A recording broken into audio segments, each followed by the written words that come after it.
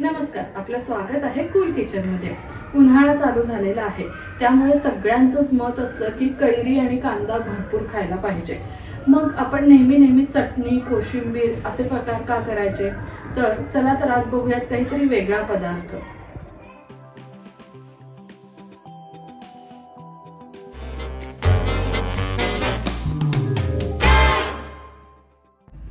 सगळ्यात पहिल्यांदा आपण इथे एक पातेलं घेतलेलं आहे। आता या पातेल्यात किंवा बाउलमध्ये आपण कांदा घ्यायचा आहे। आता आपण इथे 2 मोठे कांदे चिरून घेतलेले आहेत। यातला मी साधारण अर्धा कांदा घेत आहे इथे, आणि जेवढा कांदा घेतलेला आहे तेवढीच आपल्याला घ्यायची आहे किसलेली कैरी।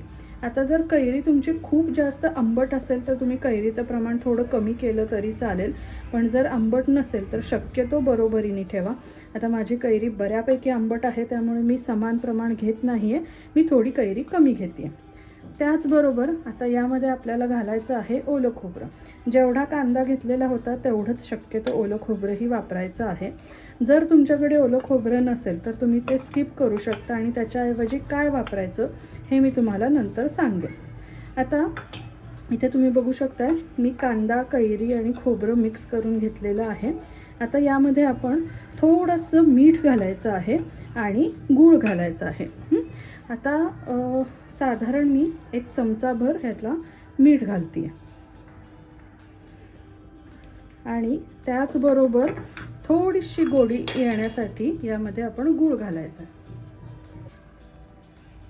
यामध्ये आपण गूळ घालायचा। आता गूळ तुम्ही अगेन तुमच्या चवीनुसार कमी जास्त करू शकता, परत तुमची कैरी किती आंबट आहे त्यानुसार सुद्धा तुम्ही कमी जास्त करू शकता। आता हे सगळं मिश्रण आपण छान कालवून घ्यायचं आहे, आणि ह्याला साधारण 15 मिनिटं पाणी सुटण्यासाठी ठेवून द्यायचं आहे। कांद्याला आणि कैरीला मीठ आणि साखर किंवा गूळ घातल्यामुळे व्यवस्थित पाणी सुटायला मदत होईल, त्यामुळे आपण ह्याचं पाणी छान सुटून घ्यायचं आहे। आता इथे आपण एक कढई तापवत ठेवलेली आहे। यामध्ये आपण अगदी थोडंसं तेल घेतलेलं आहे। तुम्ही बघू शकता मी अगदी 1.5 चमचा तेल घेतलेलं आहे। हे तेल गरम झालं की आपल्याला याच्यात ह्या पोह्यांसाठी फोडणी करायची आहे। आता आपण करतोय दडपे पोहे, सो तुम्ही जर हवं असेल तर तुम्ही साधी फोडणी ज्याच्यात जिरं, हिंग, मोहरी घालू शकता, पण ह्या पोह्यांना ॲक्च्युली हे सगळं घालायचं नाही। ह्याच्यात फक्त तेल गरम करून या ज्या आपल्या वाळवणीच्या मिरच्या असतात त्या वापरायच्यात। आता कोणी ह्याला दह्यातल्या मिरच्या म्हणतं, कोणी तळणीच्या, कोणी वाळवणीच्या मिरच्या म्हणतं। सो तुमच्याकडे जर त्या अवेलेबल असतील तर वापरा, पण ह्या जर अवेलेबल नसतील तर तुम्ही, जर तुमच्याकडे मिरचीचं लोणचं असेल तर ते साधारण 1 ते 1.5 चमचा, अगेन तुम्हाला किती तिखट सहन होतं त्यानुसार तेवढं मिरचीचं लोणचं वापरा। त्यावेळी तेल वेगळं फोडणी करायची गरज नाही, मिरचीच्या लोणच्यामध्ये सगळा मसाला आणि सगळे फ्लेवर्स असतात। आता ही मिरची एकदा आपली तयार झाली तळून की गॅस बंद करायचा आहे, आणि हे तेल गार करून घ्यायचं आहे। आता जोपर्यंत आपल्या कैरीला पाणी सुटतंय तोपर्यंत आपली ही फोडणी सुद्धा गार होईल। आता तुम्ही बघू शकताय कैरीला थोडंसं पाणी सुटलेलं आहे, कांदा पण थोडा मऊ पडलेला आहे कैरीमध्ये मुरून। तर आता आपण यामध्ये घालणार आहोत थोडी कोथिंबीर। त्याचबरोबर आपण जी मिरची तळून घेतलेली होती मसाल्याची, वाळणीची, ती आता यामध्ये घालूयात। याचं तेल सुद्धा आपल्याला वापरायचं आहे, त्यामुळे ते आपल्याला लागणार आहे। आता ही मिरची आपल्याला थोडीशी चुरायची आहे, पण त्यापूर्वी आपण यामध्ये घालूयात पातळ पोहे। आता हे आपण दडपे पोहे करतोय, दडप्या पोह्यांसाठी आपण पातळ पोहे वापरतो, त्यामुळे हे पातळ पोहे घेतलेले आहेत।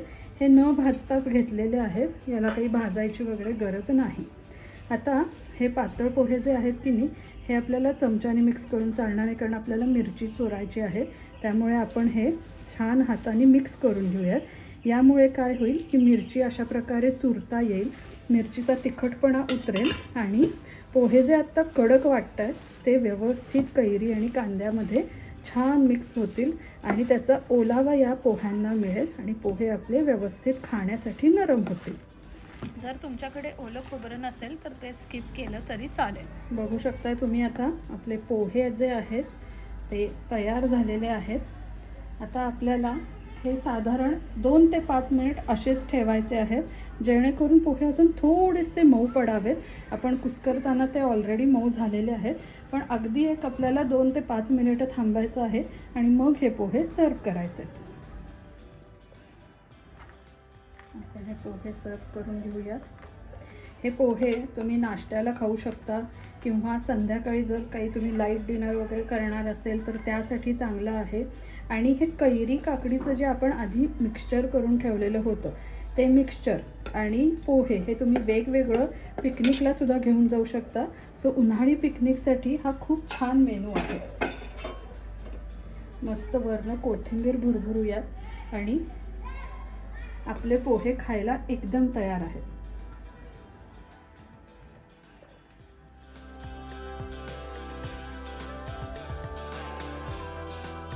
सांगितल्यानुसार केले की नाही आपण कैरी कांद्याचा एक वेगळा पोटभरीचा पदार्थ. चला तर मग तुम्ही पण करून बघा आणि नक्की कळवा. धन्यवाद.